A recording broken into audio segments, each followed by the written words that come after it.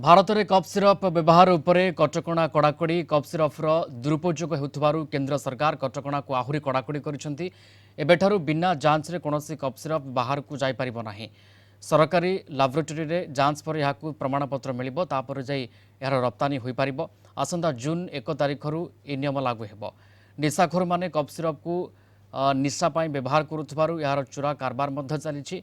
ओडिशा समेत विभिन्न राज्य में लगातार भावे अवैध कफ सिरप जबत होउछि। औषध दुकान रे यार बिक्री उपरे कटकणा रहितले मध्य याकू रोके हो नाही। तेणु सरकार यार प्रस्तुति एवं रप्तानी उपरे कड़ा कटकणा करिसेंति।